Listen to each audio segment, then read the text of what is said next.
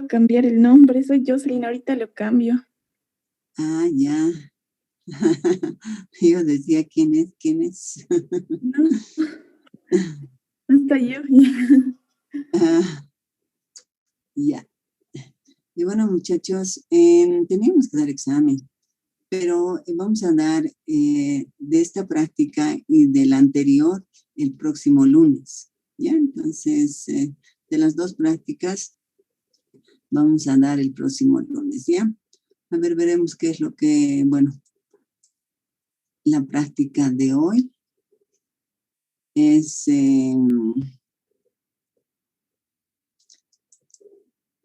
aislamiento y selección de microorganismos de interés industrial.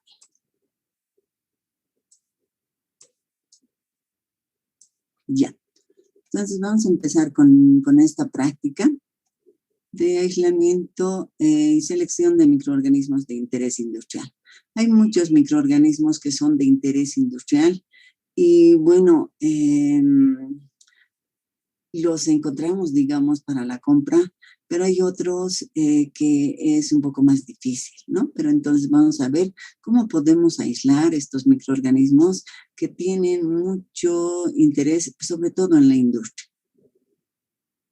Tal vez inicialmente deberíamos preguntarnos qué es el aislamiento de microorganismos. Es la separación de un determinado microorganismo del resto de microorganismos que le acompañan.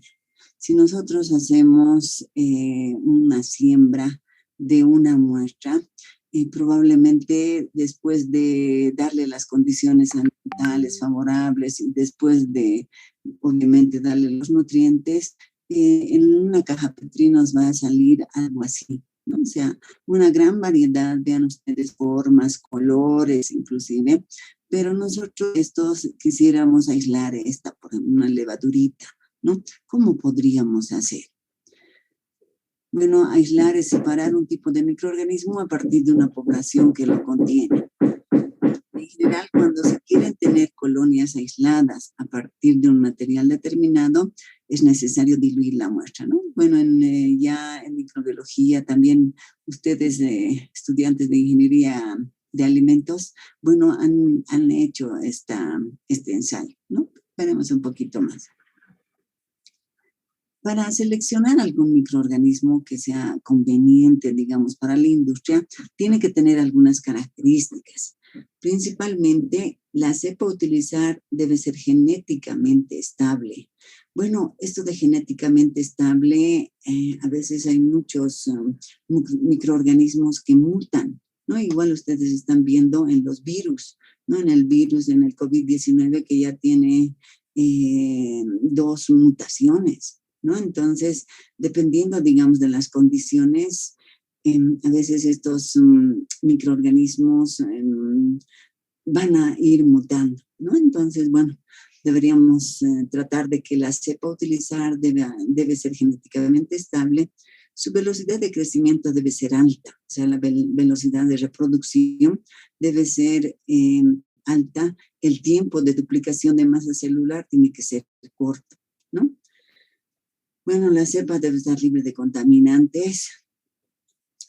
Principalmente, bueno, si vamos a aislar, realmente tendríamos que aislar y evitarnos principalmente microorganismos patógenos, ¿no? Entonces es un poquito, bueno, más difícil trabajar con patógenos, a pesar que algunos de estos producen algunos metabolitos que pueden ser de interés, ¿no? Pero por la patogenicidad es preferible, obviamente, no utilizarlos, ¿no? Sus requerimientos nutricionales deberían ser satisfechos a partir de medios de cultivo de costo reducido. En la anterior clase habíamos hablado de que podríamos utilizar medios de cultivo de costo, entre comillas, cero, ¿no? O sea, residuos de algunas industrias para que el proceso sea rentable. Pero va a depender también del microorganismo. Hay algunos microorganismos que, a pesar de que son caros, bueno, se los necesita, ¿no? Y ni modo, o sea, hay que comprarlos, ¿no? Entonces, pero es preferible utilizar medios de cultivo de costo reducido. Ahora, bueno, si es que ya hemos aislado el microorganismo, lo que tenemos que hacer es preservar la cepa, ¿no? Entonces, este microorganismo debería ser de fácil conservación por periodos largos de tiempo y sin pérdida de sus características particulares. Debería llevar a cabo el proceso fermentativo en un tiempo corto, ya habíamos dicho. Si el objetivo del proceso es un producto, este debería ser de alto rendimiento y de fácil extracción del medio de cultivo.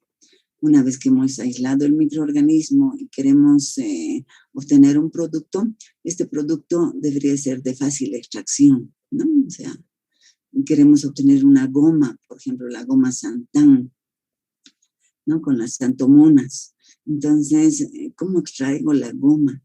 Quiero obtener una vitamina, ¿no? Una vitamina a partir de microorganismos. Ahora la vitamina, ¿y cómo la extraigo? Porque ahí va a estar el caldo, el nutriente, va a estar el microorganismo y también el producto, ¿no? Entonces tendré que ver que este producto sea de fácil extracción. Bueno, ¿de dónde obtengo los microorganismos? Pueden ser de suelos. En los suelos, la cantidad de microorganismos es bien alta. Generalmente, en 1 gramo de suelo se tiene 10 a la 8 microorganismos. O sea, 10 a la 8 microorganismos por gramo, ¿no? Imagínense la cantidad de microorganismos que hay en la tierra, ¿no? En el suelo. Bueno, pueden ser terrenos aledaños a pozos petroleros y refinerías. ¿Y por qué esto? Porque sí, ¿qué se llaman? Si en estos terrenos donde ha habido derrames, por ejemplo, hay microorganismos, se sobreentiende que estos microorganismos pueden aprovechar estas fuentes de carbono, ¿no? Y entonces podríamos tener microorganismos utilizados para biorremediación, ¿no? Para evitar, digamos, la contaminación de derrames de petróleo y refinerías. Las aguas negras también, o sea, es un cóctel de microorganismos que en algunos casos pueden ser benéficos, ¿no? Un cóctel de microorganismos. Bueno, también podemos obtener de residuos vegetales. Hay muchos microorganismos, por ejemplo, en este caso, tenemos un limoncito donde puede haber crecimiento de Aspergillus, Penicillium, ¿no? Y bueno, ustedes se han dado cuenta que se llama cuando hay contaminación por mohos en una fruta cítrica, la pared, digamos, o sea, la cáscara se hace más suave, inclusive a veces agarramos sin darnos cuenta y podemos introducir el dedo ahí, ¿no?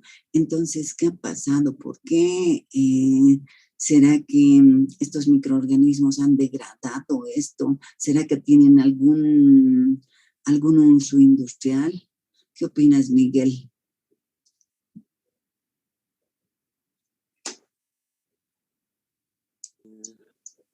Sí, es que recuerdo que en Alimentos Uno habíamos hablado un poco de esto. No me acuerdo qué microorganismos nos habían mostrado esa vez. Ya, ¿qué se llama? ¿Se acuerdan? Bueno, la pared, digamos, la cáscara de los cítricos está formado por pectinas, ¿no? Tenemos la parte del flavedo, que es la cáscara, y del albedo, la parte blanca, y está formada por pectinas. También en la parte central, digamos, del fruto mismo tenemos pectinas ya más solubles, pero en la parte del albedo, de la parte blanca de los frutos, tenemos protopectinas, ¿no? Entonces estos microorganismos, estos hongos, tienen la capacidad de degradar esta protopectina, las pectinas, ¿no? Y convertirlas en pectinas más solubles, ¿no? Aquí pueden actuar, por ejemplo, las poligalacturonasas. Estas poligalacturonasas rompen los enlaces peptídicos, convirtiendo en pectinas solubles, ¿no? Entonces, no sé si se acuerdan, ¿cuál era el uso de las pectinasas, o sea, estos hongos tienen pectinasas. ¿Cuál será el uso de estas pectinasas? ¿Te acuerdas, Alejandra?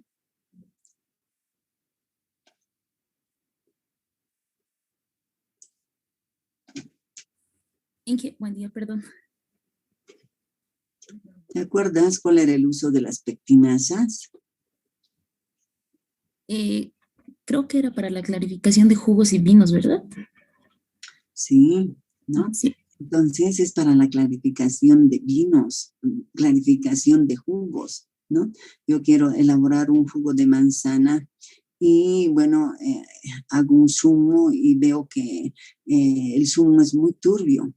Y bueno, el jugo que nos venden de manzana es pues bien clarificado, digamos, ¿no? O sea, no es turbio. Entonces puedo utilizar estas pectinasas que provienen, digamos, de estos hongos. Entonces aquí me interesa, digamos, aislar estos Aspergillus niger, porque estos producen las pectinasas, ¿no? Entonces de ahí estamos viendo, digamos, el uso importante que tienen estos mohos, por ejemplo, ¿no?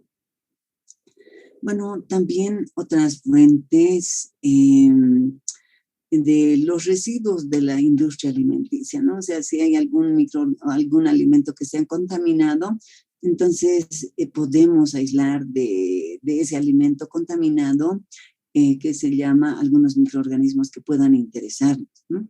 Residuos municipales, aguas salobres, residuos de ganado, residuos lignocelulósicos. O sea, hay las plantitas, por ejemplo, los tallos de las plantas también se degradan. ¿Cómo es que se degradan?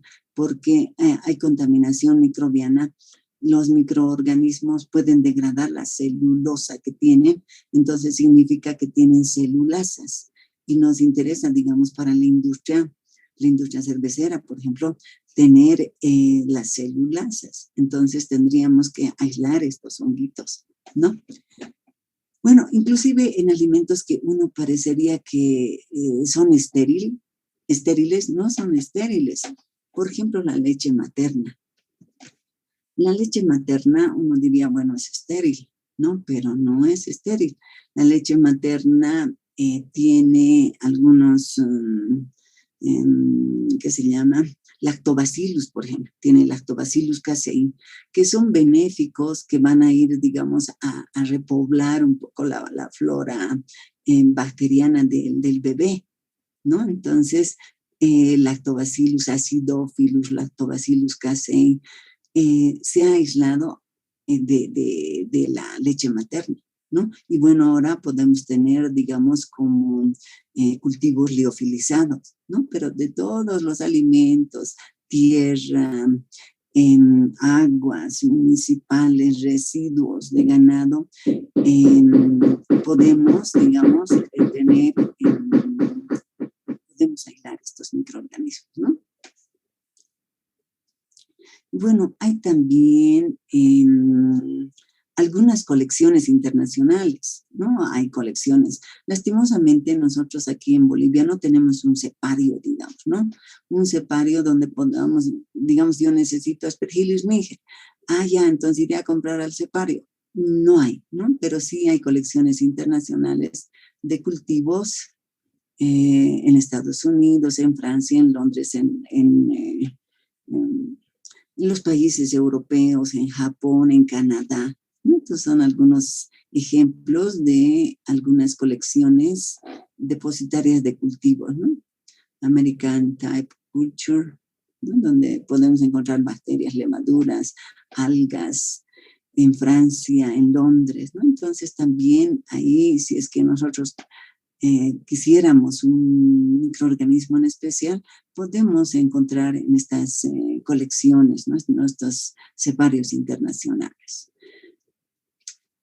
Bueno, si nosotros queremos tener algunos otros productos, nuevos productos metabólicos, ¿y de dónde han obtenido estos, digamos, estas colecciones internacionales? Justamente ha sido de la tierra, de los alimentos, etcétera. Pero también, digamos, nosotros tenemos algunas regiones que tienen características especiales, ¿no?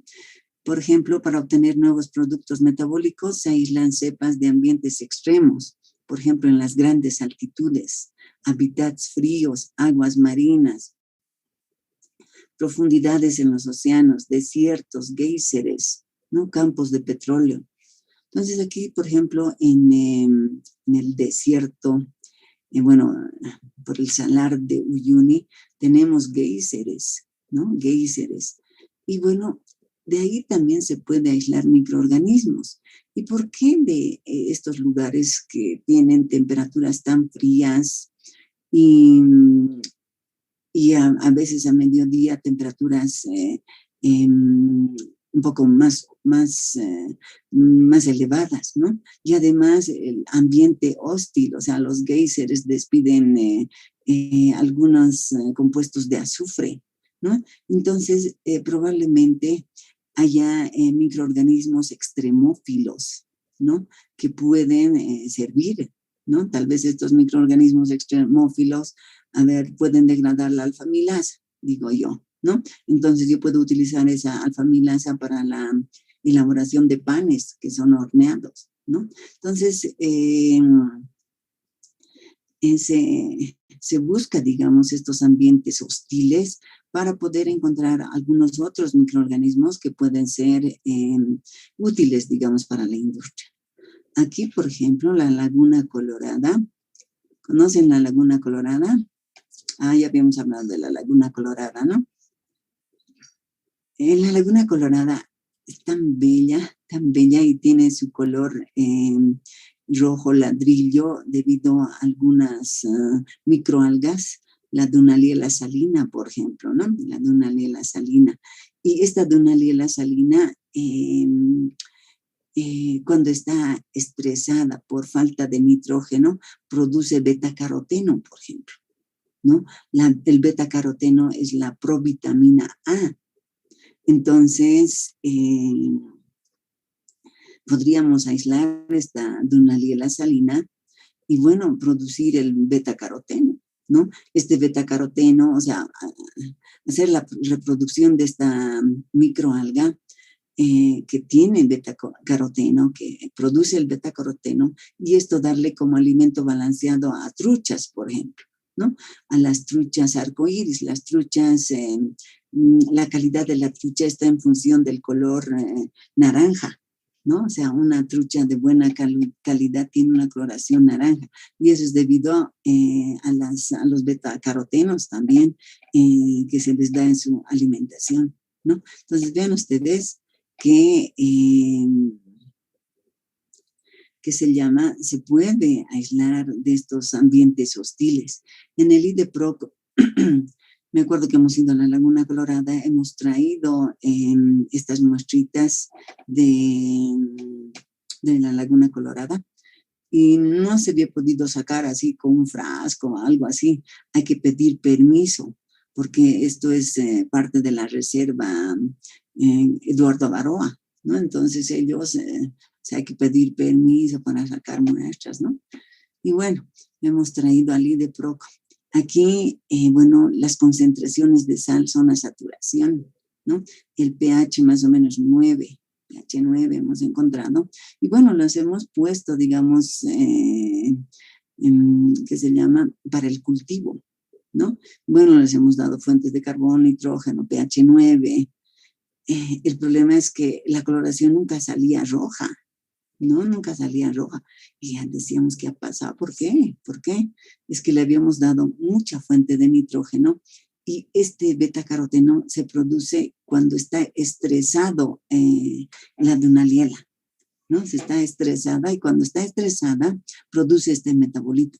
Porque la Dunaliella hemos visto que tenía una coloración verde, en realidad es verde. Pero cuando está estresada, produce el betacaroteno, ¿no? Está estresada por falta de nitrógeno. Y ahí nos hemos dado cuenta que, bueno, dependiendo, digamos, del estrés que se le puede dar al microorganismo, produce otros metabolitos, ¿no? Algo muy, muy interesante y que, bueno, tiene interés, ¿no? En este caso, interés en la industria, ¿no? hemos visto estas colecciones, bueno, ahí las colecciones ya nos venden liofilizados, ¿no? Los microorganismos. Quiero hacer yogur, bueno, voy y compro los microorganismos liofilizados. Pero ¿de dónde han sacado estos microorganismos? ¿De dónde los han aislado? ¿De dónde han hecho reproducir? De las, puede ser, por ejemplo, de la leche materna, ¿no? De las leches contaminadas también. Entonces, ahora, ¿cómo yo hago esta selección de microorganismos? ¿No? O sea, ¿cómo hago el aislamiento?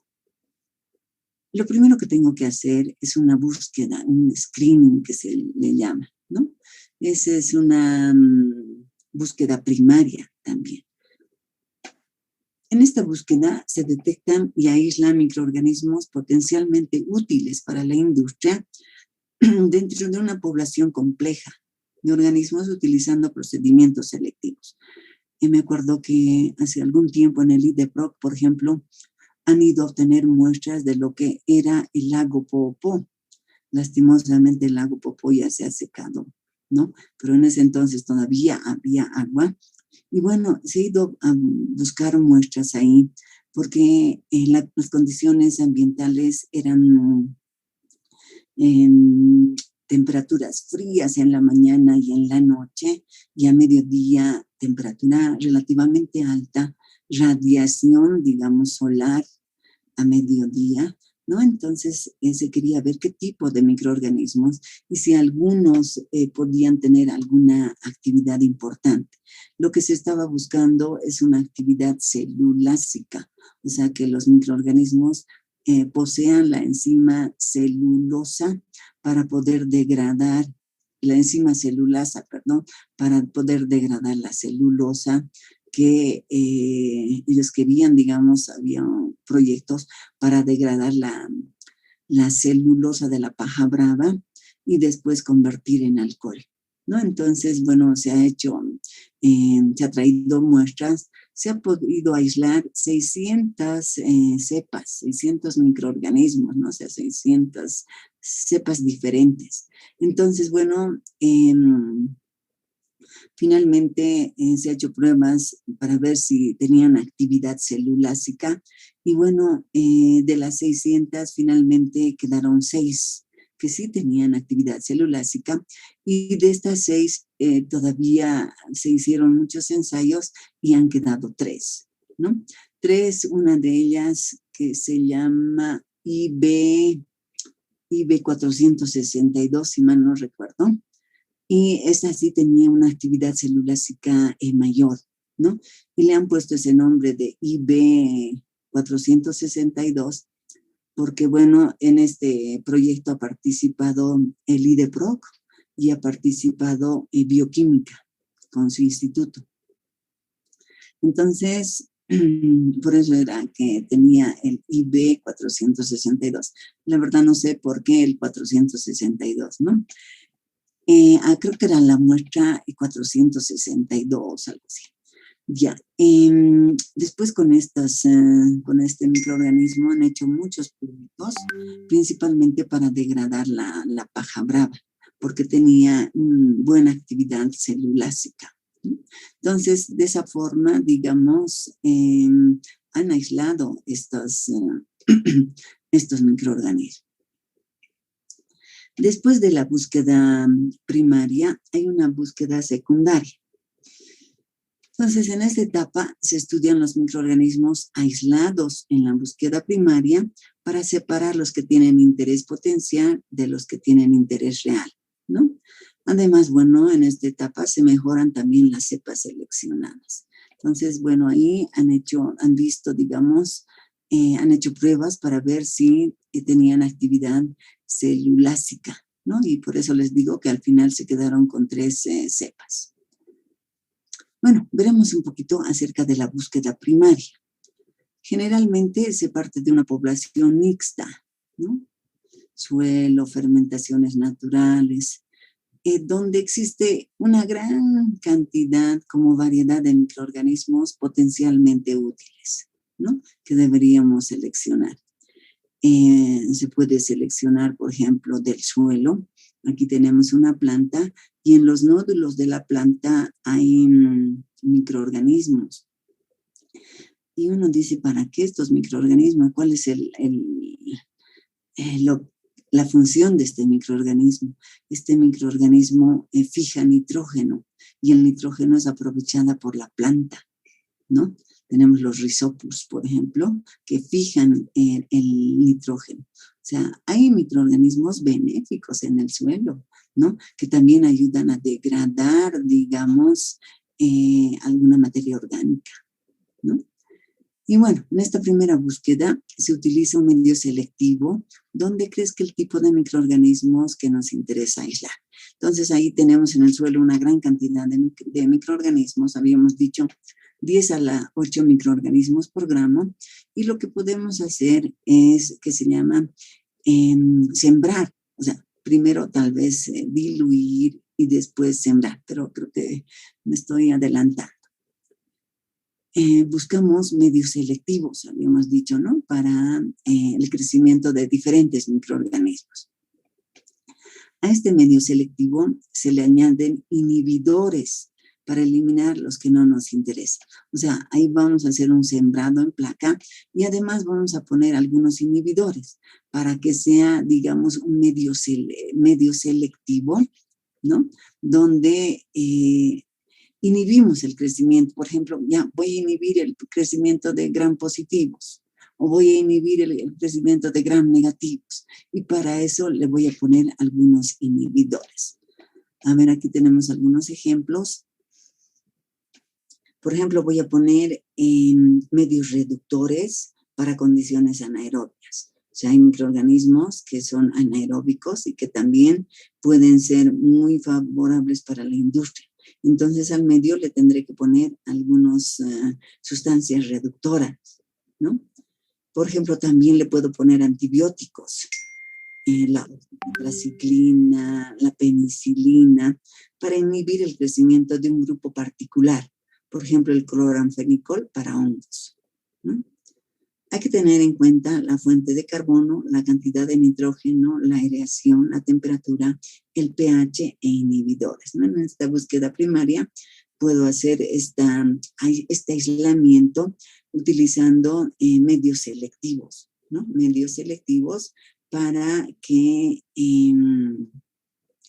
se pueda favorecer el crecimiento de algunos microorganismos, inhibiendo el crecimiento de muchos otros, ¿no?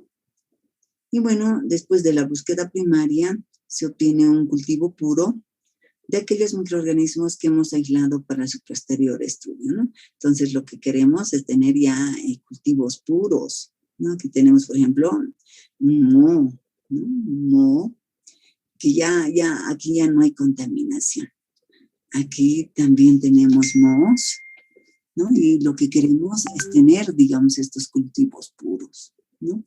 Y bueno, no solo, bueno, nos pasamos el tiempo de aislar, pero después esto tenemos que mantener la cepa, ¿no? Pero bueno, creo que todavía no hemos explicado cuáles son las técnicas de aislamiento. Muchas de ellas son conocidas por ustedes, por ejemplo, una siembra por estriado en placa Petri, ¿no? Entonces tengo un medio de cultivo y lo que voy a hacer es con el asa de platino, obviamente todo estéril. Inicialmente voy a sembrar por estría, ¿no? Sembrar por estría. Agotamiento de ansa también. Ansa le llaman o asa de platino, ¿no? Depósito y posterior quemado. Aislamiento por dilución del medio líquido y posterior sembrado en medio sólido. Eso es lo que generalmente uno a veces hace para el recuento de microorganismos, por ejemplo, en alimentos, ¿no? Ustedes ya han visto este método, primero dilución y después sembrado en medio sólido. Aislamiento por vertido en placa, extensión en superficie con espátula de Drygalski. Estas son algunas técnicas de aislamiento que en muchos casos ustedes ya han visto, ¿no? A ver, entonces habíamos dicho que lo primero que tendríamos que hacer es, bueno, tener, digamos, algunos métodos para el aislamiento. Y generalmente utilizamos medios de cultivo, ¿no? Si nos acordamos un poquito acerca de los medios de cultivo, tenemos los medios generales, donde se permite el crecimiento de una gran variedad de microorganismos, ¿no? Por ejemplo, tenemos el agar nutritivo, el agar plate count, donde hay un crecimiento de una gran variedad de microorganismos, ¿no? También podemos tener medios de enriquecimiento. Hay algunos microorganismos que requieren otras fuentes, ¿no? Algunos factores de crecimiento, vitaminas, por ejemplo. Entonces, estos medios de enriquecimiento son aquellos que favorecen el crecimiento de un determinado tipo de microorganismo, sin llegar a inhibir totalmente el crecimiento de los demás. O sea, ser enriquecido, digamos, en algún nutriente para favorecer el crecimiento de un determinado tipo de microorganismo.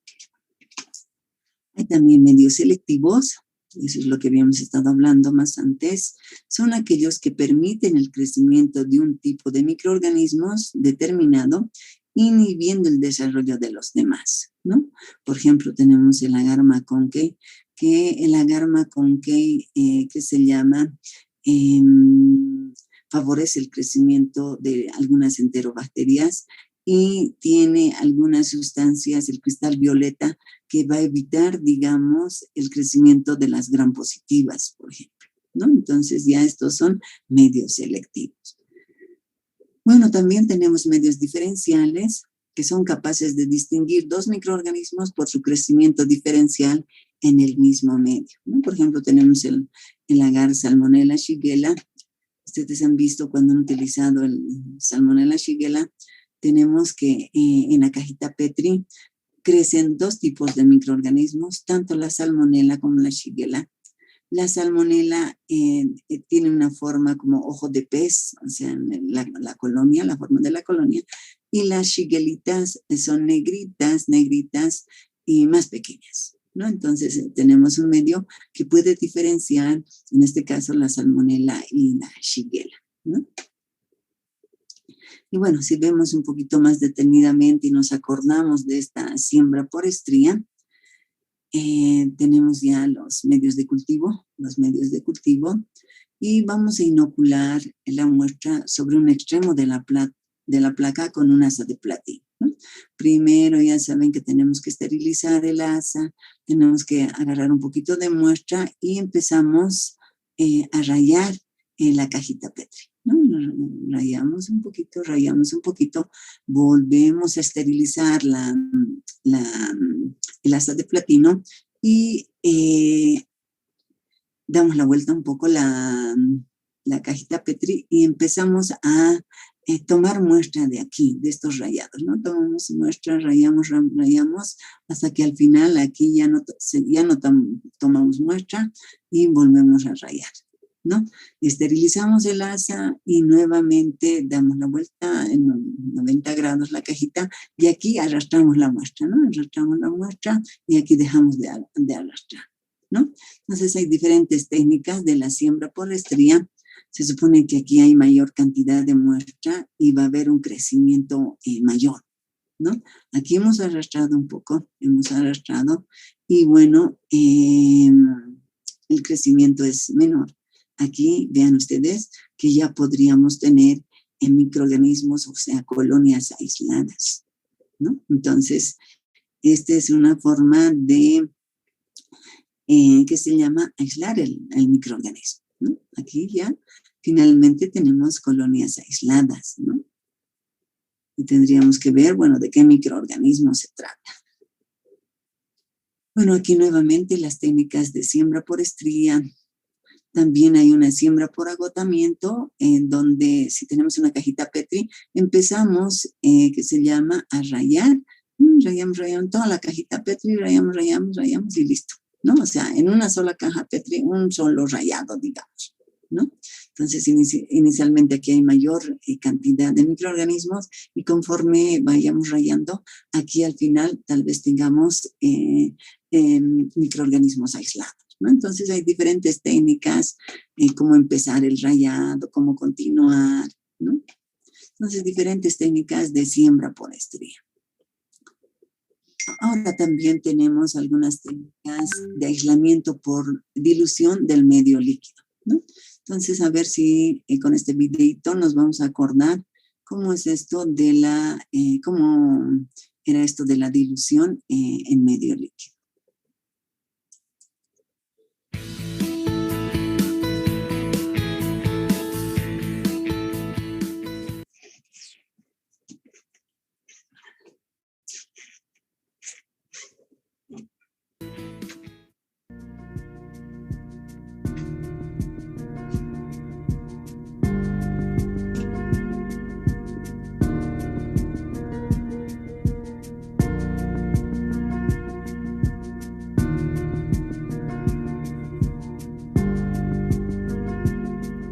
Este es el equipo Estomaker que nos sirve para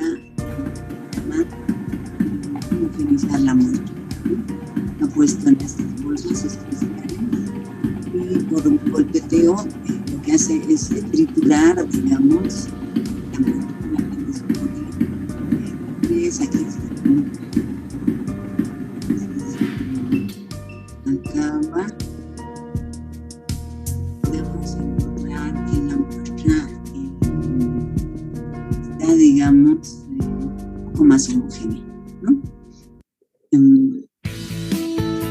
Bueno, en este caso ni siquiera era recordar, porque la verdad en el laboratorio no tenemos este tipo de Estomaker, ¿no?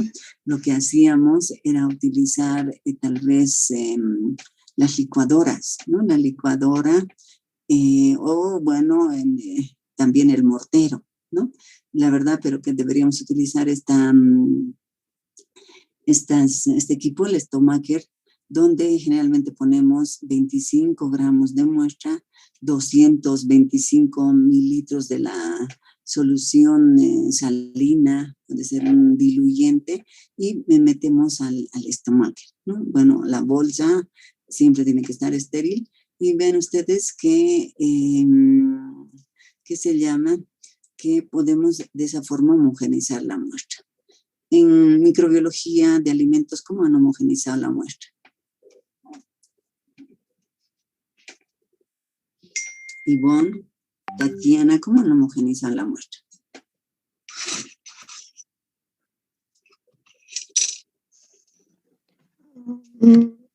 Podemos homogenizar tenemos creo que en laboratorio tipo vibradores para matraces, tal vez lo podríamos homogenizar ahí o como usted dijo en el licuadora.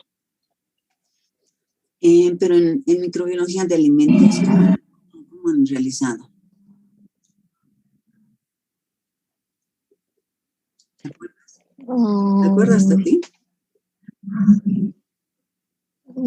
Recuerdo los laboratorios de ingeniería de microbiología de alimentos, pero la homogenización creo que solamente lo agitábamos. Era con morterio, ¿no? Bueno, tal vez hemos hecho alguna muestra de llajua y no hemos necesitado homogenizar porque ya estaba molida. Pero en microbiología de alimentos, Reina, seguramente han homogenizado la muestra. ¿Cómo han homogenizado?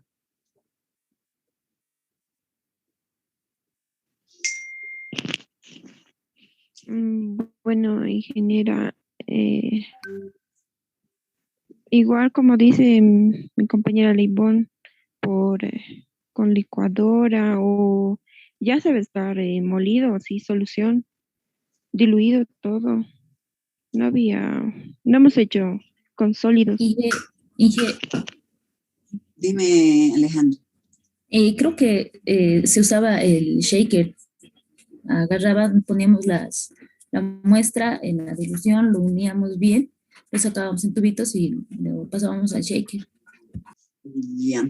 No, pero en el shaker, digamos, era para mezclar, pero para moler, porque, o sea, si tengo, digamos, una hamburguesa, quiero hacer el análisis, tal vez la hamburguesa tiene lechugas, tal vez hay una contaminación por salmonela.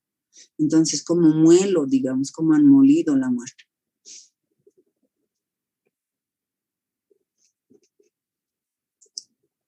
Ya, bueno, en el laboratorio se tendría que hacer, bueno, con la licuadora. Teníamos una licuadora que tiene un vaso de acero inoxidable, esterilizar todo eso y allí realizar la molienda, ¿no?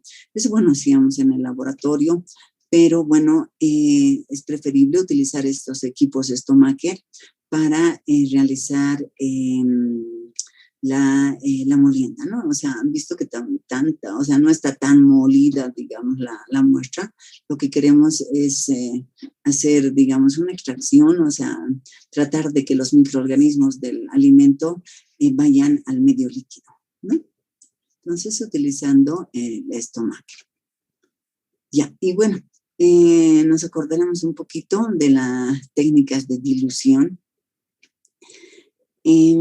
Aquí teníamos la muestra en este caso era para contar, ¿no? Pero también nos sirve para hacer lo que se llama el aislamiento.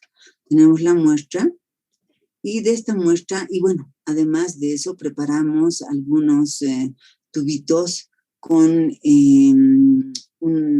agua entre comillas, agua de dilución. Puede ser una solución salina peptonada, una solución peptonada, una solución peptonada tamponada, puede ser una solución buffer fosfato, buffer citrato, dependiendo, digamos, de la muestra.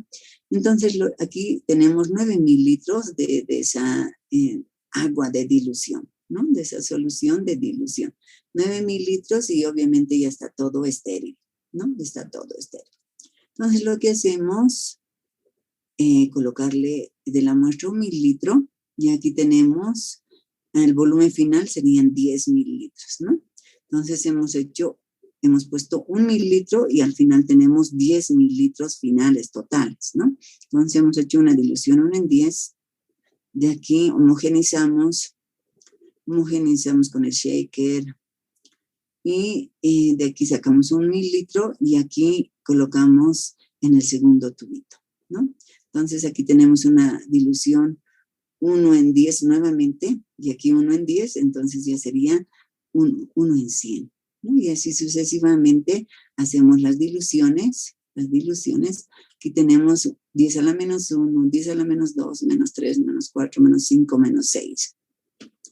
Si tuviéramos muestras de tierra, tendríamos que hacer 10 a la menos 7, 10 a la menos 8, ¿no? Hasta 10 a la menos 8. Y bueno, ya hemos hecho la dilución, todo esto homogenizado. Y luego tomamos, que se llama, preparamos las cajitas Petri con un medio de cultivo, ¿no? Con medio de cultivo. Y entonces sembramos, digamos, en superficie, siembra en superficie 1 mililitro de muestra, ¿no? En cada una de las cajitas Petri. Entonces vamos a ver que después de sembrar tenemos que incubar a la temperatura óptima del microorganismo. Vemos que aquí hay una gran cantidad de colonias, ¿no? Gran cantidad de colonias, que inclusive a veces hay una superposición de colonias, ¿no? O sea, están muy juntas, no están aisladas.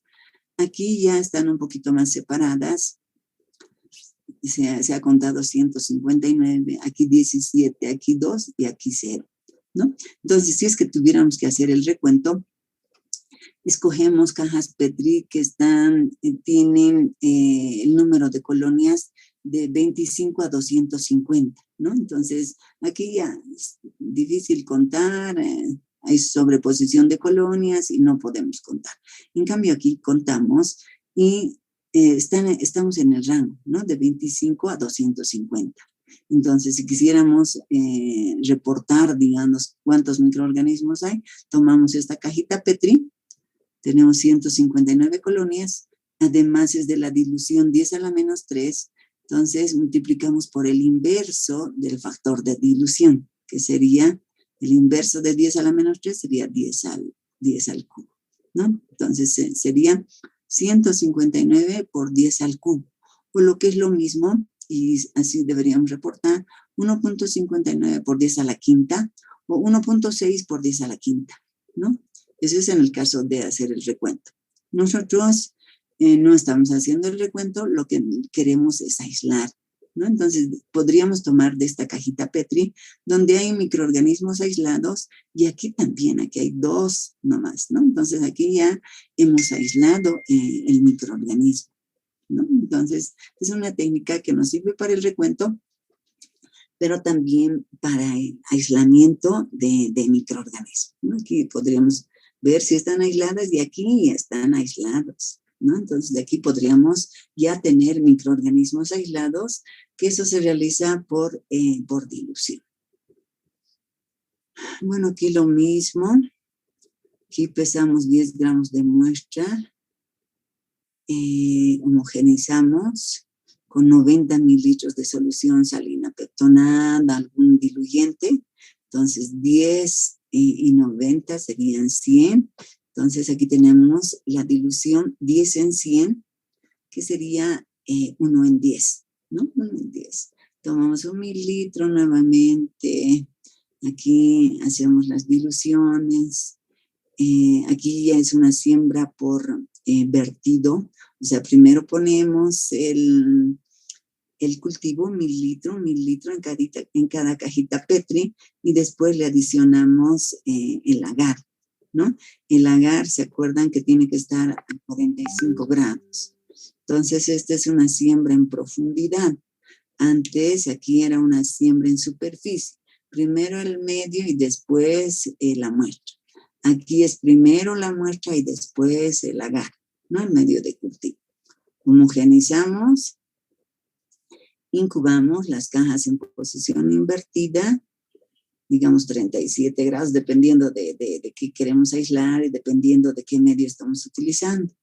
Entonces, aquí, bueno, está para el recuento, pero aquí nos interesa también si están aisladas, ¿no? Eso es lo que nos interesa ahora.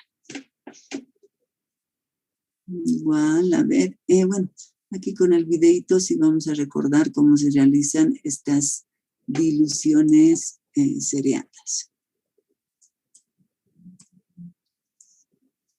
Hola, soy Ana González, profesora del Departamento de Biotecnología de la Universidad Politécnica de Valencia. Y en este objeto de aprendizaje vamos a aprender a preparar muestras para análisis microbiológicos. Los objetivos de aprendizaje son los siguientes: aprender a tomar, pesar y diluir muestras para su posterior análisis, realizar el triturado y homogeneizado de las muestras y finalmente preparar diluciones seriadas decimales para poder realizar recuentos microbianos posteriores.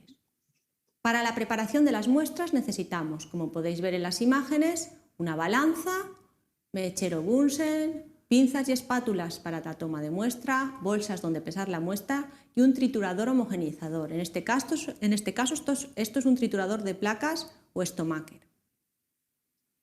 Para la preparación de las muestras, en primer lugar, habrá que pesar la muestra. Encendemos mechero, siempre porque hay que trabajar en las proximidades de la llama del mismo, en condiciones asépticas y con material estéril. A continuación, ponemos la bolsa de toma de muestra y una vez la bolsa colocada, como veis en el vídeo, vamos a tarar. Tararemos para que la pesada sea correcta. Una vez tarada la báscula, pasamos a la toma de muestra. Utilizaremos pinzas y espátulas sumergidas en alcohol. No sé si se llega a apreciar en el vídeo, pero en la base hay alcohol. A continuación las flamearemos a la llama del mechero para esterilizarlas y esperaremos que se enfríen para no tomar la muestra con ellas demasiado calientes y destruir los microorganismos. Una vez frías pasamos a tomar la fracción del alimento que vamos a pesar, que debe ser representativa de la totalidad de la muestra. Es importante tener en cuenta que si la muestra está formada por diversos tipos de componentes, habrá que tomar fracciones representativas de cada uno de ellos. El siguiente paso es adicionar el diluyente a la muestra. También habrá que adicionarlo en condiciones estériles, es decir, cerca de la llama del mechero. Flamearemos la boca del bote donde se encuentra el diluyente y lo añadiremos. Este diluyente no debe producir modificaciones cualitativas ni cuantitativas en la biota de los alimentos que van a ser analizados. Y la cantidad de diluyente a añadir dependerá de la dilución de la suspensión madre que queramos preparar. Por ejemplo, si quisiéramos preparar una dilución 1:10 y hubiéramos tomado una fracción de 10 gramos de alimento, habría que adicionar 90 mililitros de diluyente. Hay distintos tipos de diluyente. Los más utilizados son el agua de triptona con sal, la solución de Ringer 1,4 y el agua de peptona tamponada. Una vez añadido el diluyente, pasamos al triturado y homogeneizado de la muestra. En este caso, veréis que utilizamos el triturador de paletas que os comentaba anteriormente. Es uno de los más utilizados en microbiología alimentaria. El triturador lo que hace es golpear rítmicamente la mezcla de alimento y diluyente. Los choques producidos por las paletas dislaceran el alimento y dejan las bacterias en suspensión. Es necesario obtener una mezcla homogénea, por tanto, dependiendo del tipo de producto que vayamos a analizar, la duración de esta etapa será más o menos larga. Suelen ser unos minutos. A continuación, hay que tener en cuenta que es importantísimo evitar la destrucción de los microorganismos. Una vez preparada la muestra, vamos a proceder a realizar las diluciones decimales. Para ello necesitamos tubos de 9 mililitros de agua destilada estéril, como podéis ver aquí en la imagen, que además están rotulados, tantos como diluciones vayamos a preparar. Una pipeta que nos permita tomar 1 mililitro y puntas para pipeta, agitador orbital donde homogeneizar las diluciones y un mechero Bunsen para trabajar en condiciones estériles. Para la preparación de las diluciones decimales, transferiremos 1 mililitro de la suspensión madre a un tubo que contenga 9 mililitros de agua destilada estéril. Como veis, pipeta que intento marcar en el vídeo de 1000 microlitros o lo que es lo mismo 1 mililitro, cargamos la punta sin tocarla directamente a través del plástico de la bolsa y tomamos la muestra. Tomaremos 1 mililitro de la suspensión madre. Si en la suspensión madre hubiéramos preparado 10 gramos y le hubiéramos adicionado 90 de diluyente, sería la primera dilución. Tomamos el mililitro y lo sembramos en un tubo que contenga 9 mililitros de agua destilada estéril. Fijaros que flameamos la boca del tubo cuando lo abrimos y cuando lo cerramos. Entre dilución y dilución eliminamos la punta en un bote con lejía y antes de sembrar la siguiente dilución agitamos para homogeneizar la misma. Una vez agitado y con una nueva punta, tomamos 1 mililitro de esta nueva dilución y lo incorporamos a un tubo que contenga 9 mililitros de agua destilada estéril. Continuaremos así sucesivamente hasta lograr el número de diluciones deseadas. Por tanto, concluimos que la preparación de las muestras para análisis microbiológico exige unas reglas de manipulación aséptica muy estrictas, la utilización de materiales y diluyentes estériles. Hay que evitar una excesiva manipulación de las muestras y en el triturado hay que evitar la destrucción de los microorganismos por rotura de su membrana o por calentamiento excesivo y obtener siempre una mezcla homogénea para lograr una distribución equilibrada de los mismos. La serie de diluciones decimales servirá para iniciar las determinaciones en las que sea necesario obtener recuentos. Y una vez preparadas las diluciones, los análisis no deberán demorarse más de 2 horas desde la preparación de las mismas. Muchas gracias y espero que esto os pueda servir de ayuda.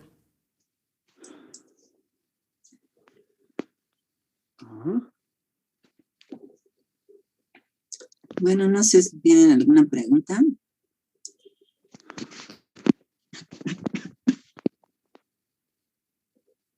Alejandra, ¿tienes alguna pregunta? Misael. Ingeniera, una consultita.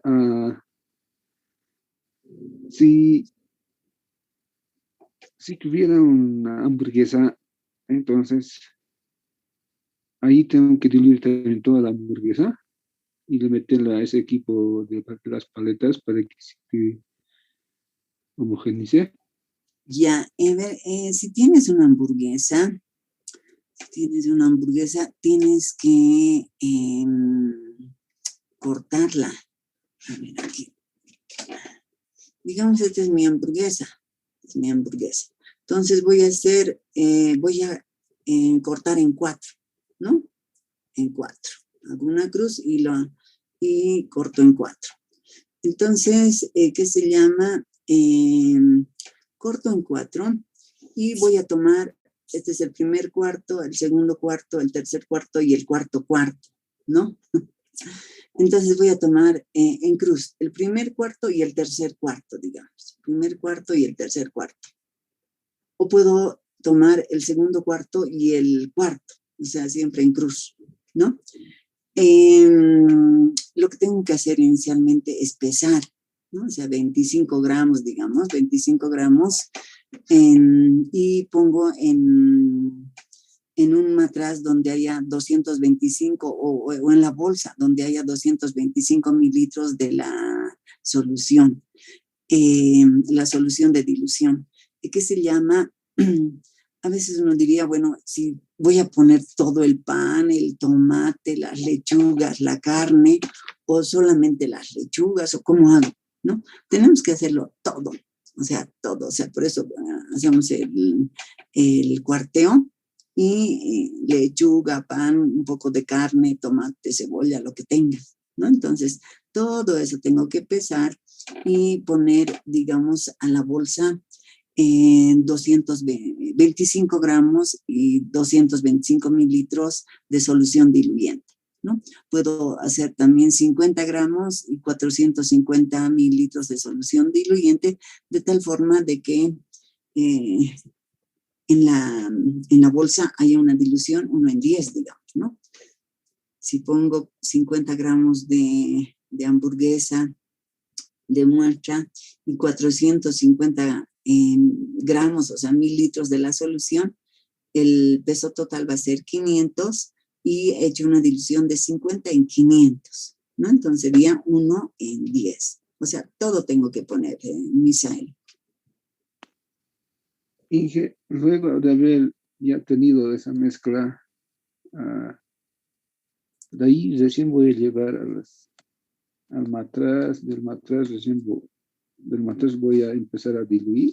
¿Es eso? Sí, sí, o sea, como tú has visto en la bolsa llevo ya al estomaquer y ahí con los golpeteos se tritura la muestra, ¿no? Entonces esta va a ser ya la muestra diluida 1 en 10 y de esa muestra llevo, ¿qué se llama?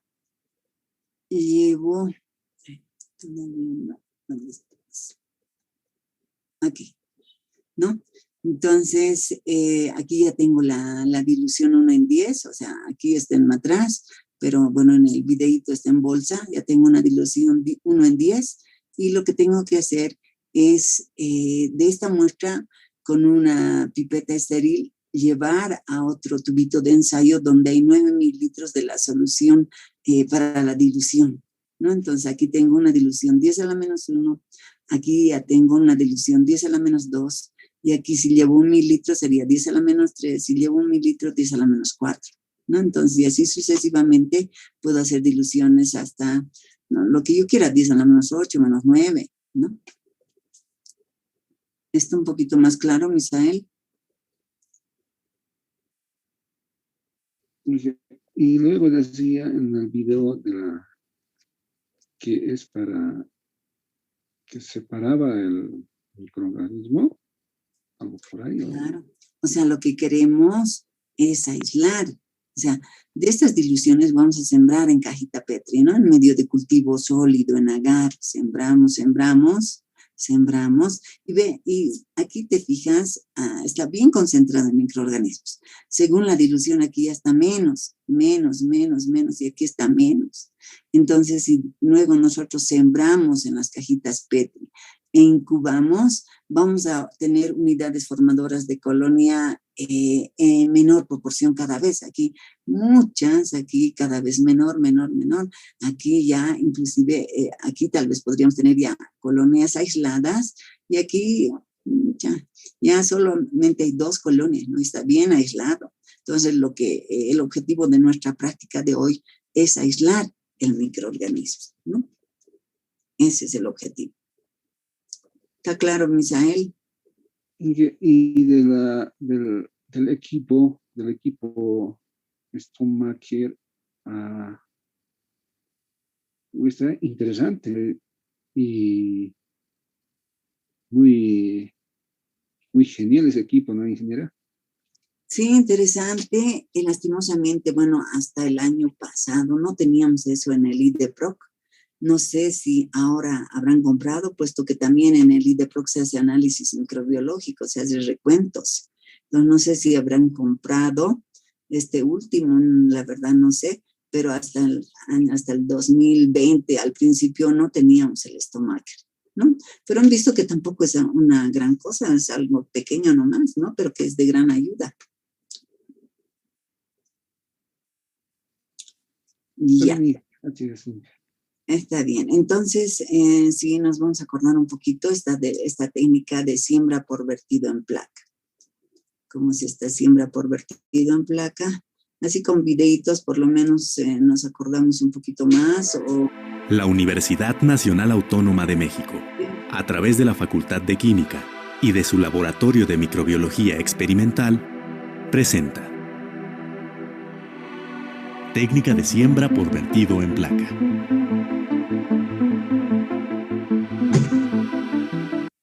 Esta técnica se emplea para aislar microorganismos o para realizar un recuento de estos en una muestra de interés.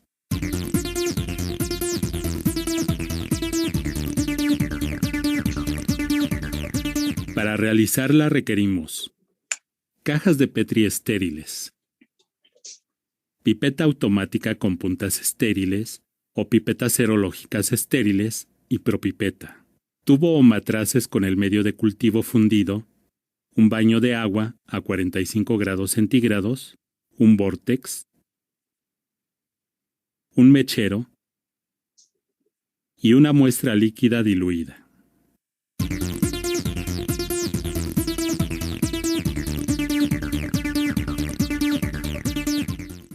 Antes de tomar la muestra, debemos homogeneizarla. Para ello, podemos utilizar el vórtex durante 30 segundos.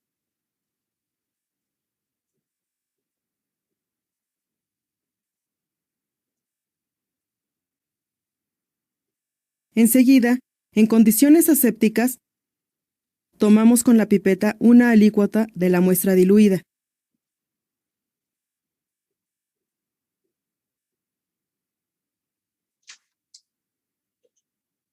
Y la depositamos en el centro de la caja Petri. La cerramos y la colocamos cuidadosamente sobre la mesa, evitando que la muestra se desplace a la periferia.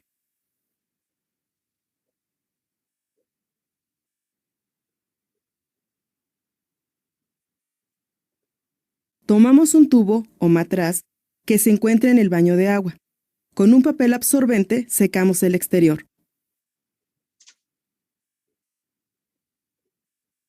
Flameamos la boca del recipiente y vertemos su contenido sobre el inóculo, procurando no tocar la base ni la tapa de la caja con el tubo o matraz.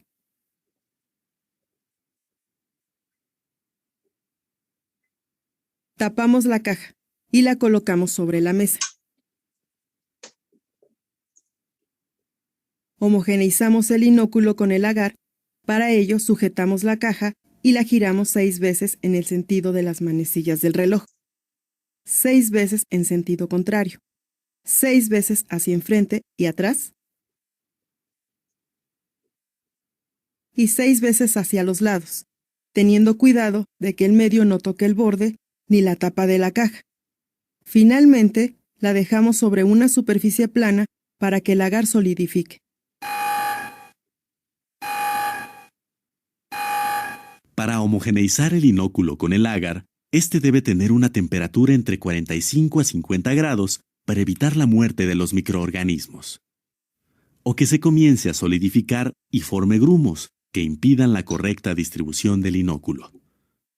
Durante la homogeneización, debemos aplicar los movimientos en todos los sentidos indicados, lo que asegura una buena distribución de los microorganismos. Y realizarla con movimientos suaves para evitar que el agar se derrame o salpique la tapa.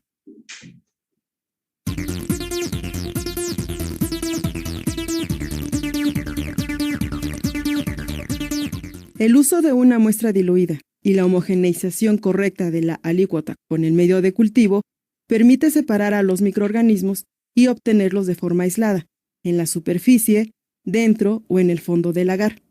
Cuando se desea conocer el número de microorganismos presentes en la muestra, se seleccionan aquellas cajas que contengan entre 25 y 250 colonias.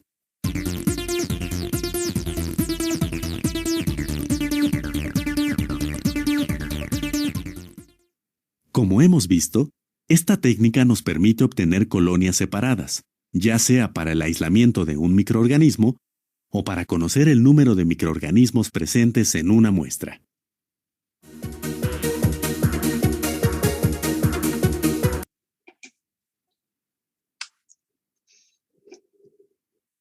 Bueno, aquí hemos visto esta técnica que es sembrado por vertido en placa o también denominado siembra en profundidad, donde lo primero que tenemos que hacer es colocar la muestra y después adicionarle el agar, ¿no? El agar tiene que estar a 45, 47 grados centígrados, de tal forma de que se llama, no destruya los microorganismos que hay en la muestra.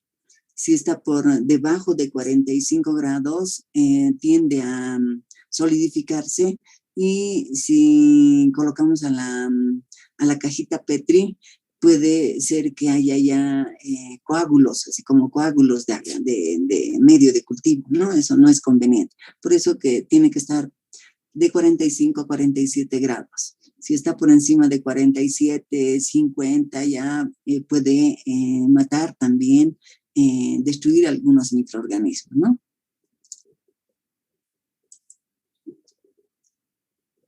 Y bueno, si hacemos una siembra en superficie, lo que tendríamos que hacer en un medio de cultivo, podríamos depositar sobre la superficie de la placa una gota o 0,1 mililitros de una determinada dilución del cultivo de microorganismos. O sea, sembramos en superficie y después con la espátula de Drygalski, esta espátula que generalmente es de vidrio doblada, lo que hacemos es homogeneizar la muestra en toda la superficie del agar, ¿no? En toda la superficie del agar, para que se llama, la muestra esté distribuida. Aquí, por ejemplo, tenemos muchos, en esta cajita Petri, tenemos muchas colonias, todavía un poco más difícil de separar, ¿no? Tendríamos que utilizar otras diluciones para tratar de encontrar menor cantidad de colonias, ¿no? Y aislarlas. A ver, aquí también otro videito del aislamiento de microorganismos.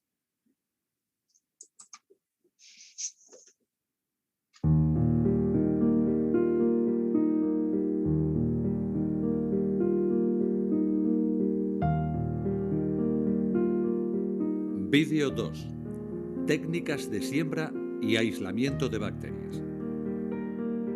En la naturaleza, los microorganismos se encuentran formando poblaciones mixtas constituidas por una gran variedad de tipos distintos.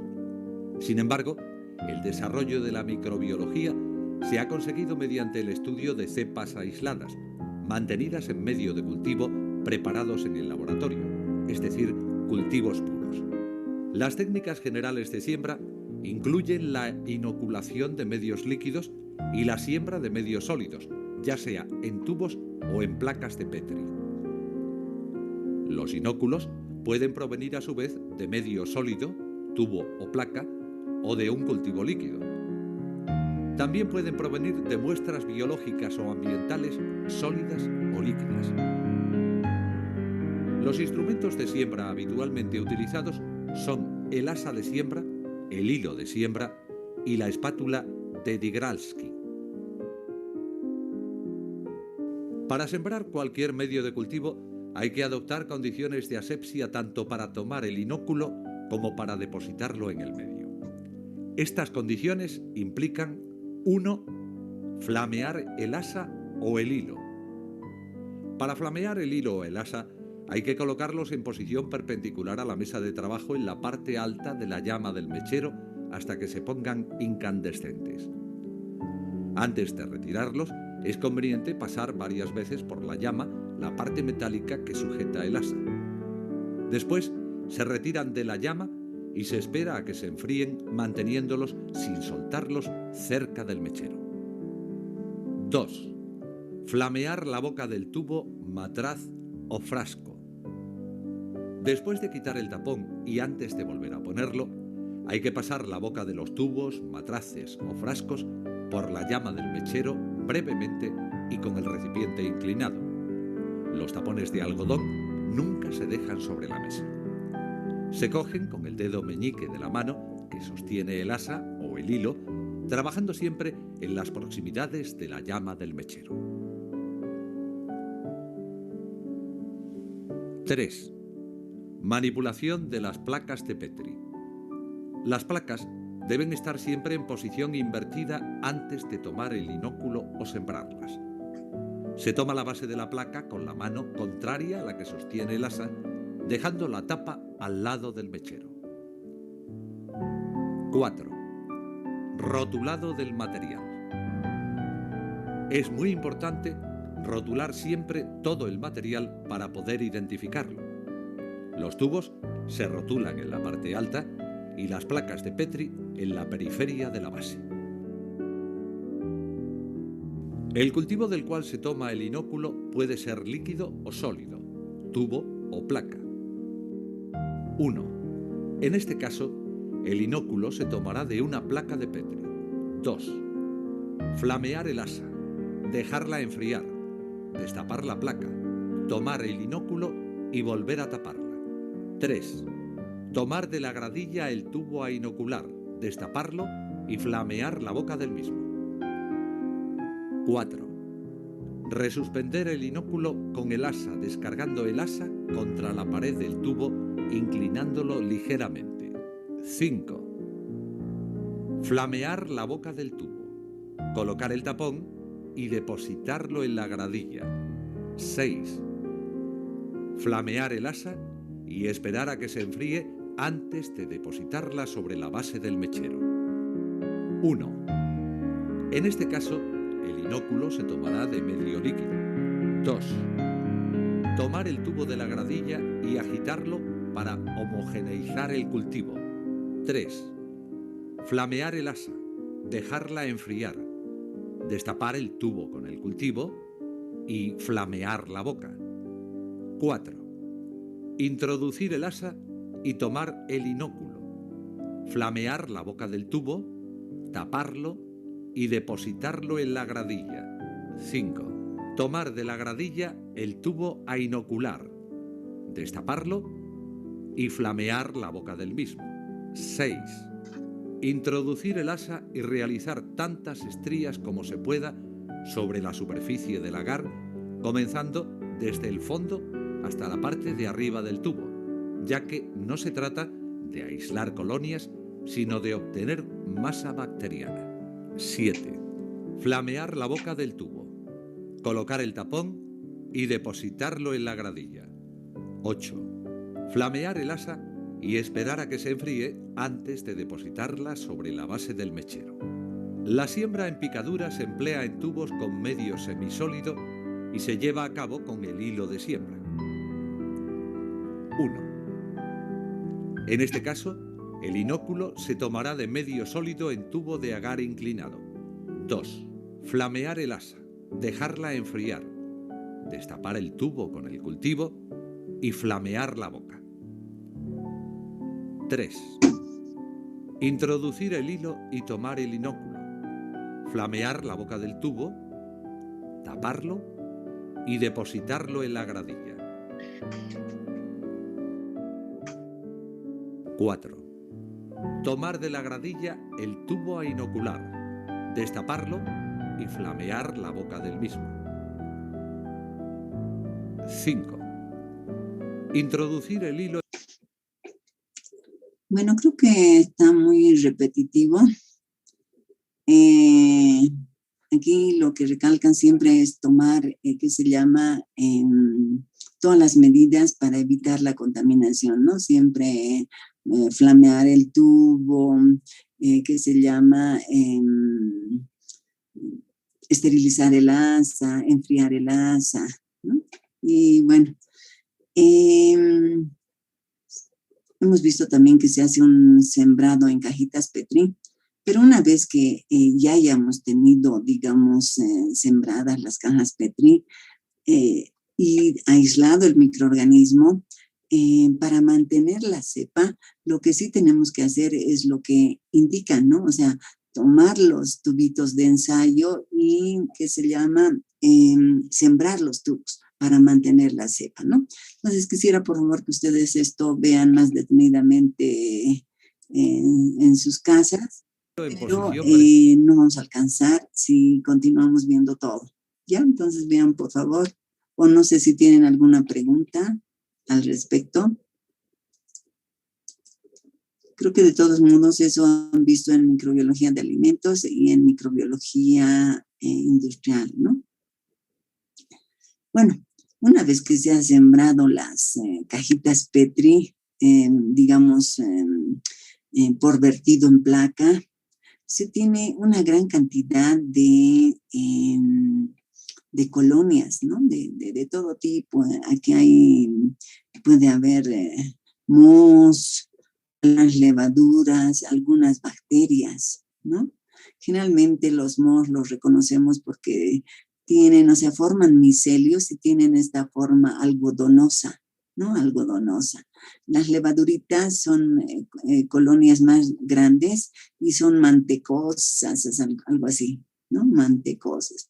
Las bacterias más bien son más, forman colonias más pequeñitas y de diferentes colores, ¿no? Entonces, lo que queremos después de hacer el sembrado, hacer las diluciones, tener microorganismos aislados, ¿no? Microorganismos aislados.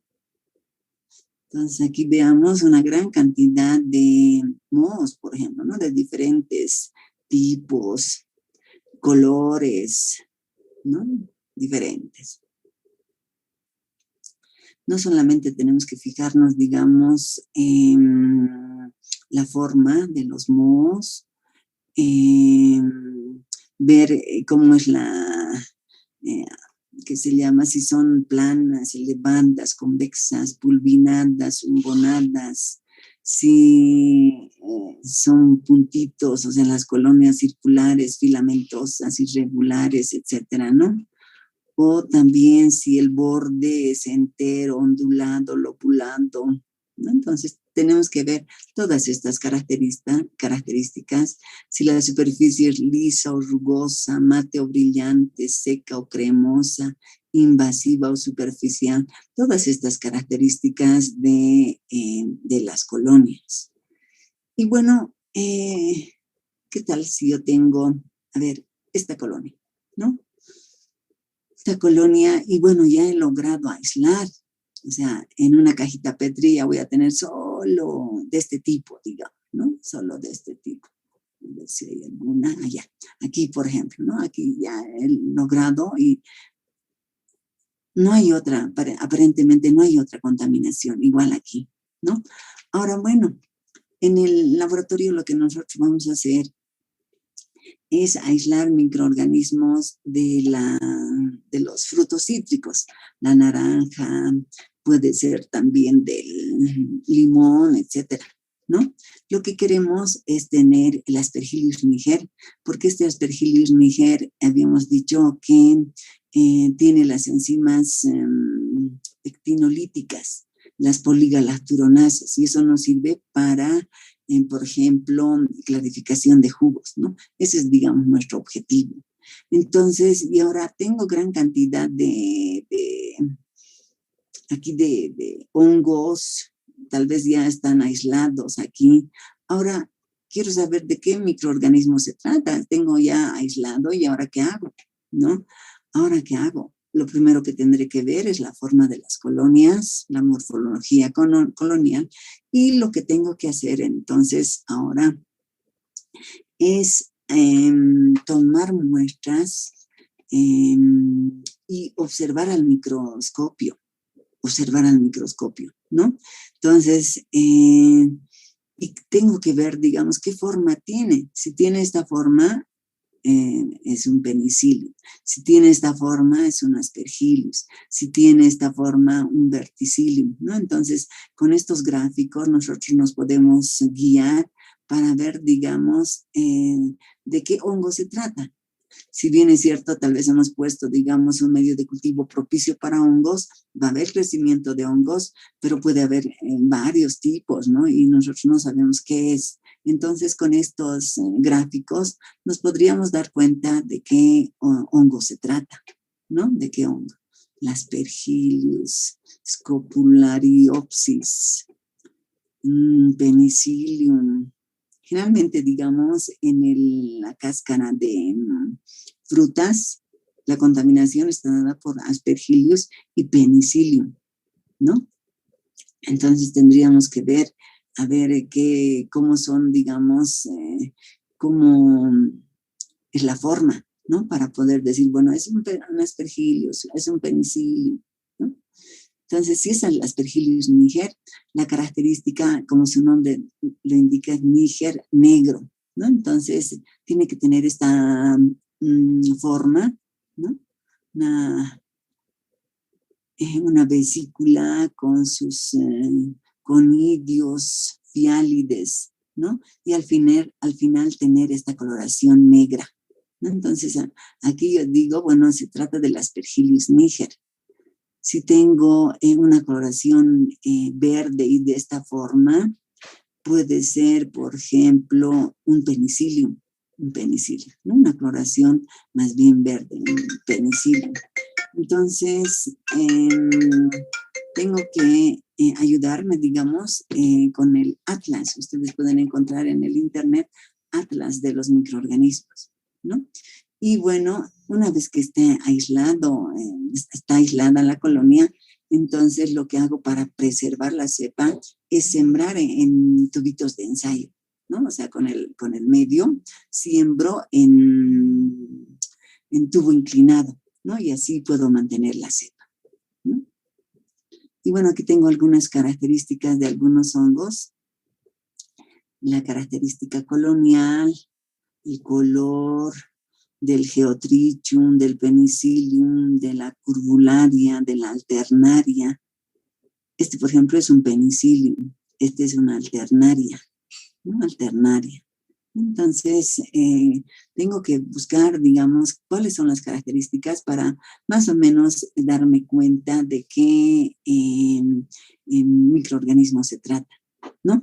Hay algunas que cambian de color inclusive.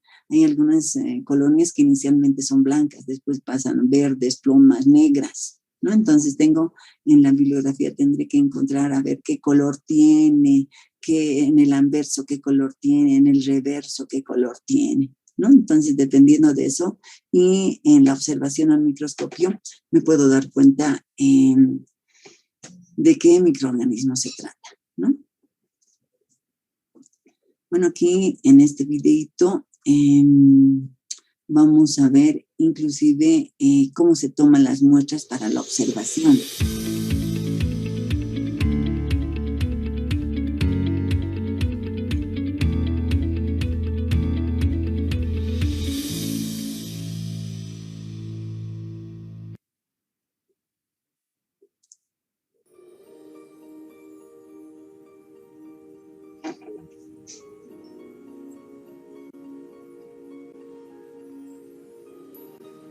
Hola con todos, mi nombre es Alejandra Fajardo. El día de hoy les voy a hablar sobre hongos y levaduras. Vamos a ver sus características y cómo aislarlos en el laboratorio de microbiología. Veamos el siguiente video para saber dónde podemos encontrarlos. Un vaso de jugo de naranja se mantiene fresco a temperatura ambiente, solo por unas horas, tras lo cual se pone en mal estado. ¿Por qué se echa a perder? Si tenemos una visión ampliada del aire cerca de la superficie del jugo, observaremos numerosos microbios como las bacterias, virus y levaduras.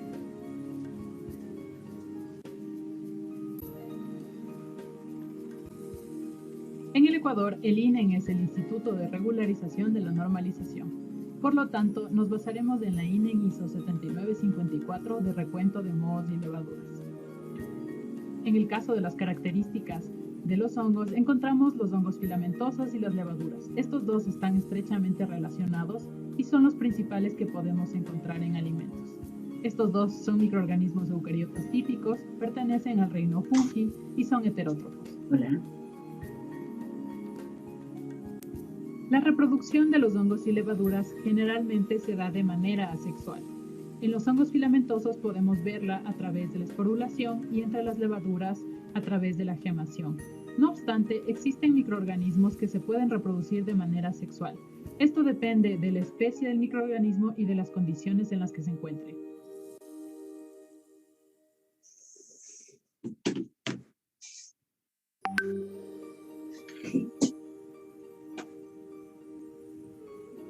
Los hongos filamentosos son los más conocidos como mohos.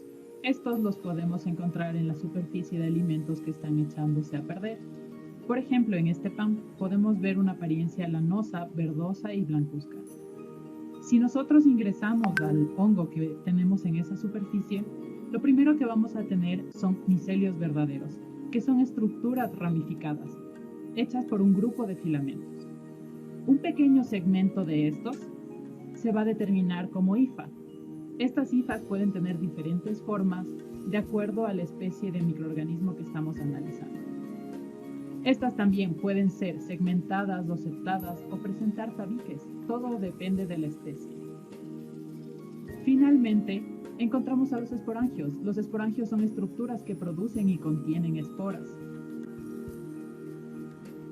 Las levaduras son estructuras simples, son unicelulares y pueden tener diferentes formas. Pueden ser elípticas, cilíndricas e incluso irregulares.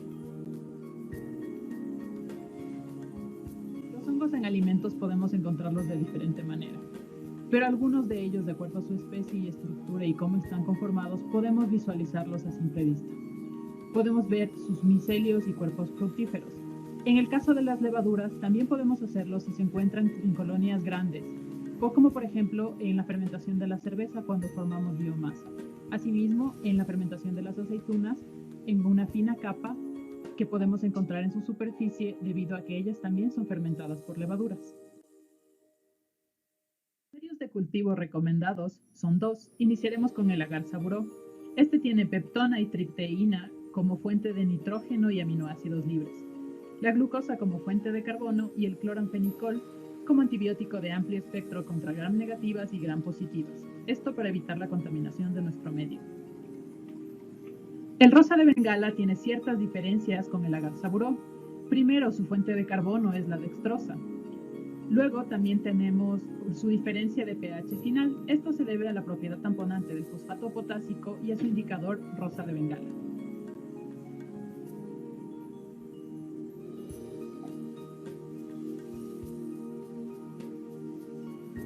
El primer paso de nuestro procedimiento es elegir la matriz con la que nosotros vamos a trabajar. En nuestro caso, tiene que ser un alimento que esté contaminado o que obtenga la apariencia de contaminación por hongos. Es importante trabajar cerca del mechero y sobre todo mantener nuestro equipo y nuestro material estéril para evitar la contaminación. Con cuidado pesamos 10 gramos de nuestro alimento en la balanza. Este es el que será mezclado con 90 mililitros de agua peptona que fue previamente esterilizado. Al homogenizar esta mezcla tendremos nuestra primera dilución 10 a la menos 1. Para iniciar con las diluciones logarítmicas tomaremos una punta estéril con nuestra micropipeta. Tomaremos una muestra de 1 mililitro de nuestra dilución 10 a la menos 1. Siempre cuidando de la esterilidad y flameando el envase donde tenemos nuestra dilución para evitar contaminación. Con ese mililitro lo colocaremos en el primer tubo que tiene 9 mililitros de agua peptona estéril. Homogenizaremos bien y procederemos de la misma manera con los siguientes tubos.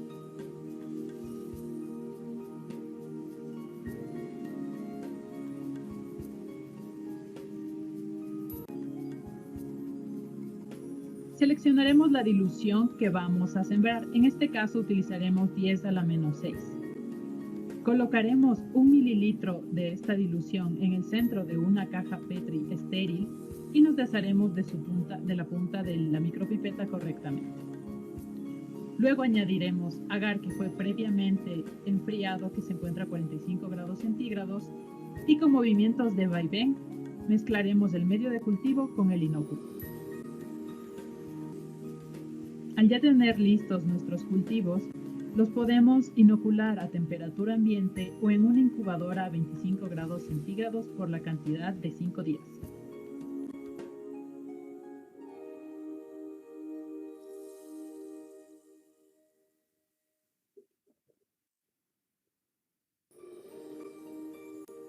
Después de 5 días de inoculación, revisaremos nuestras cajas Petri para iniciar con el análisis macroscópico de las mismas. Colocaremos las cajas Petri en nuestra mesa de trabajo y lo primero en realizar es observar el reverso y el anverso de las placas. Asimismo, ver si existió presencia o ausencia de crecimiento. También el tamaño, el color y la apariencia, sobre todo el aspecto, para poder distinguirlas entre hongos filamentosos y levaduras. La caracterización de las colonias de mohos, encontramos que crecen grandes colonias con proliferación de hifas periféricas. También encontramos elementos centrales que forman hifas especializadas porque contienen esporas, y estas son las que les dan la coloración a la colonia. El crecimiento de estas colonias puede ser radial, concéntrico o incluso expansivo, y su aspecto suele ser pulburento, velloso, de aspecto aterciopelado, cerebriforme o no tener una forma definible. En el caso de las colonias de levaduras, encontramos que son colonias pequeñas, cóncavas, como en las imágenes. También pueden ser de color blanco o amarillentas y son butirosas. Esto lo comprobamos tocándolas con el asa de inoculación. El siguiente paso es iniciar el análisis microscópico de nuestras colonias. Iniciaremos con la tinción simple del azul del lactofenol. Este colorante es utilizado debido a la afinidad que tiene con las estructuras fúngicas. Colocaremos una gota del mismo sobre los portaobjetos. Luego de ello, con una pinza estéril, la flamearemos y esperaremos a que se enfríe. Tomaremos un pedazo de cinta adhesiva de 2×3 y la depositaremos sobre nuestra colonia de interés. Con esto captaremos estructuras del hongo. Retiraremos con cuidado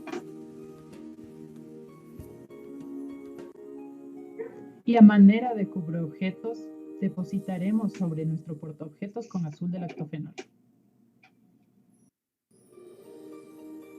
Esto podemos realizarlo varias veces y para las diferentes colonias que nosotros podamos observar. Seguiremos el mismo procedimiento y finalmente tendremos nuestras placas listas.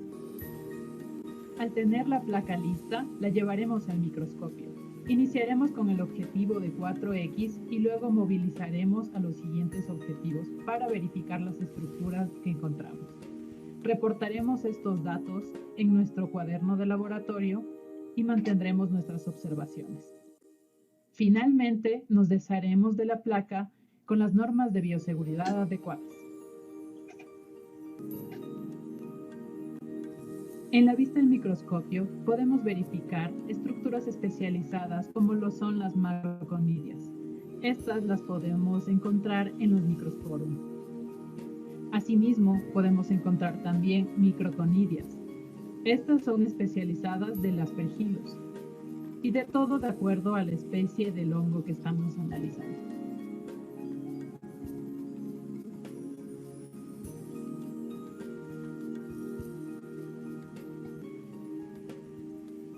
Ahora, ¿qué hacemos con nuestros resultados? Lo primero que hacemos es dirigirnos al libro de microbiología de alimentos de Mosel de la segunda edición. Les adjunto un link en PDF con las diferentes características taxonómicas que encontramos en diferentes hongos. Asimismo, un estudio realizado en Bolivia con análisis microbiológicos y con características macroscópicas y microscópicas de diferentes especies de hongos. Esto podría ayudarte a determinar qué organismo es el que analizamos.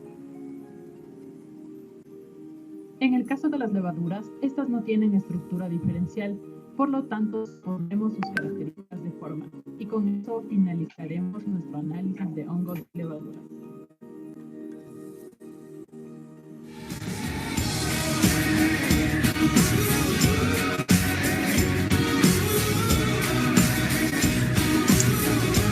Bueno, con este videito además nos hemos acordado un poquito de cómo hacer la observación de los hongos en el microscopio, ¿no? Esta técnica se llama la técnica de impronta, que consiste en agarrar un diurex, ¿no? Un papel adhesivo, colocar en la colonia, presionar un poquito, y lo que nosotros hacíamos era observar directamente al microscopio, ¿no? Pero bueno, hay técnicas de tinción con azul algodón o azul de lactofenol para ver mejor, digamos, el moho, ¿no? Bueno, no sé si tienen preguntas.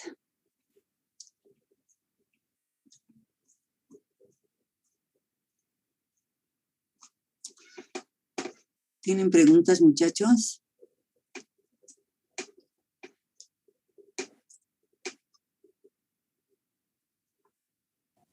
Inge, yo tengo una duda. Es sobre las diluciones.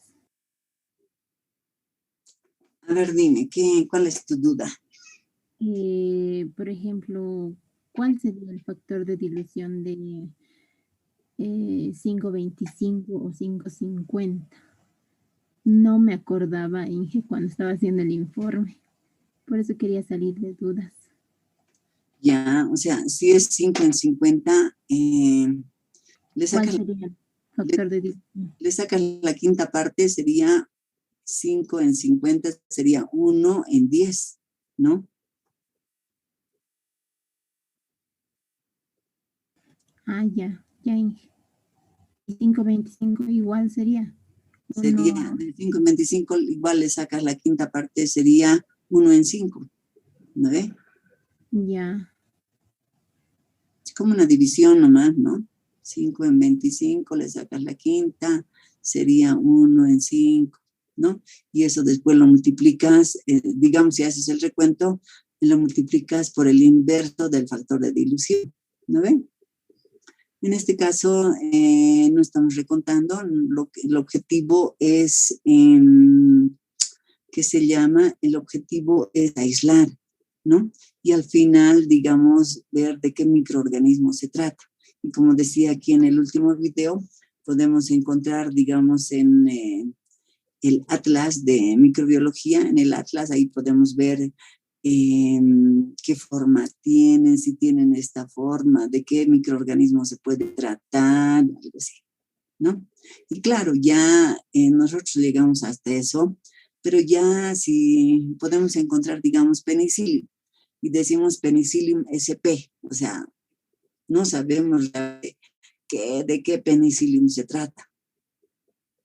Y bueno, ya los microbiólogos, las bioquímicas, ya con la técnica del PCR, ya nos dicen, bueno, este Penicillium es Penicillium notatum, o es Penicillium, no sé, pues Roquefort, algo así, ¿no? Entonces, nosotros vamos a llegar, digamos, hasta la búsqueda primaria, pero bueno, ya nosotros no somos especialistas, digamos, tampoco para estar diciendo, a ver, ¿de qué se trata realmente? ¿No?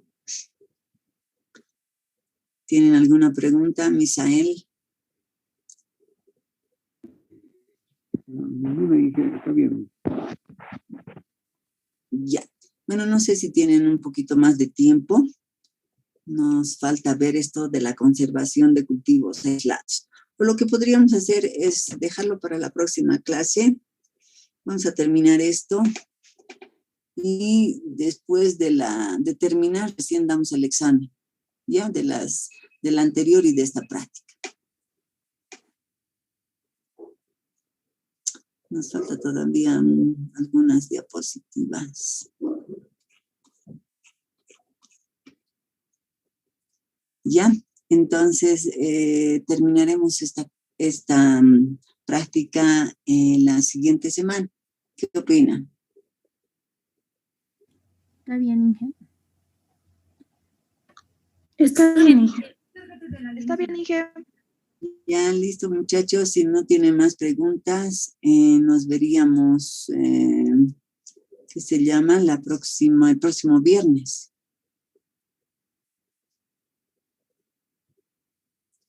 No, viernes, lunes, estoy pensando en microbiología. El lunes.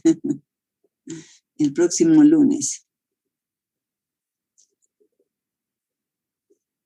Listo, muchachos, nos vemos. El lunes nos vemos. Chao, chao. Gracias, Inge. Hasta luego, Inge. Gracias, Inge. Hasta luego. Gracias.